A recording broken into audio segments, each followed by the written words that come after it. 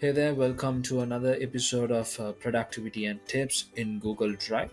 So, basically, we are going to see in Google Drive how we can utilize these features to increase our productivity. Google Drive basically it's a known fact, it's a known application for to store all your files and resources. In Google Drive, for an example, let me just talk about something here. I have created all my folders and files which I have basically aligned in my Google Drive.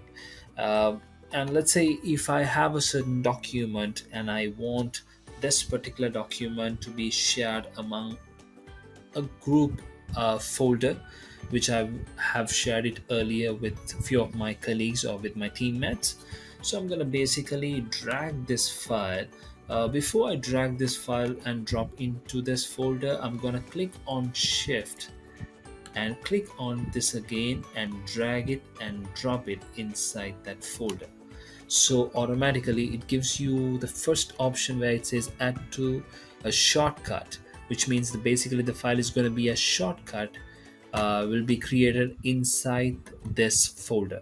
So you'll be able to see there's one for file which is already been created, and also earlier I just created a few days ago. And even if I do or make any changes in this document, which is in the shortcut document, the same changes will apply to the original file as well. But in case, let's say if you have deleted without your knowledge, which is the shortcut document, the original files won't get affected. Simple as that.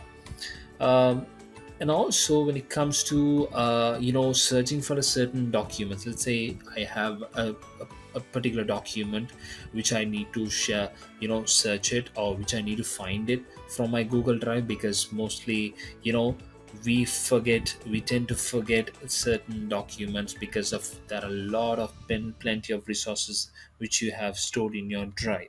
So how could you use Google Drive to figure out or to find the document immediately, which is the advanced searching filter? So as soon as I click on this option over here, which is the filter, like a kind of equalizing option, and you can just simply also give all the necessary criteria based on what you remember.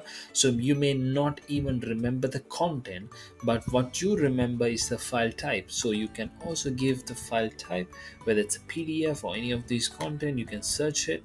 And also you can basically specify, even give the file owner of the owner of this document. It could be you or it could be someone else, and you can also specifically mention or type the name. And you don't have to go to trash and start, it's already here. You can select on these tabs and then search from here itself.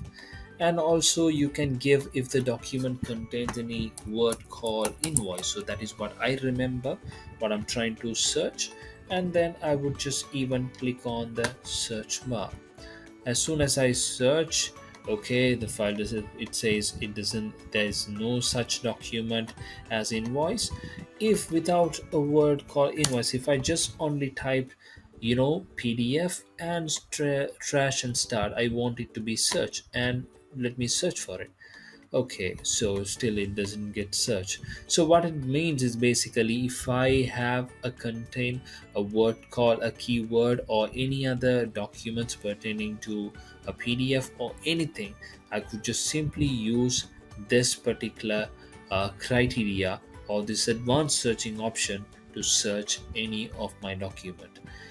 And let me also say, let's, for an example, for an instant, people would always ask, okay, can I work on this document when I'm not in, have a connectivity at that moment? So if I don't have an internet connection, uh, of course, most of the time we won't be able to access any of this document. So what we can do is Google Drive helps you to enable a particular option where it has an offline mode. So as soon as you tick on this option, you will be eligible to work on this document even without an internet connection. So which means the option will be enabled, which may you have to enable it manually. and Google Docs, Sheets, Slides. So all these applications will be enabled during your offline mode.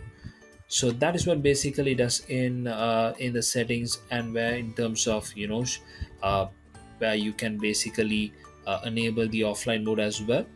And also, let's say you have certain documents, then when there are some documents and resources, if it is not relevant to you, you can also simply right click on it and delete it. But at the same time, you can just simply remove it, and as soon as it goes to your trash, always remember, trash only keeps all your deleted items just for 30 days. After 30 days, it'll automatically get flushed out from your panel. And also, let's say if I just try to search for a certain document, a keyword called test, let me just type it and search it. And what it does is, whatever that document contains, or folders that contains test, it will search for me.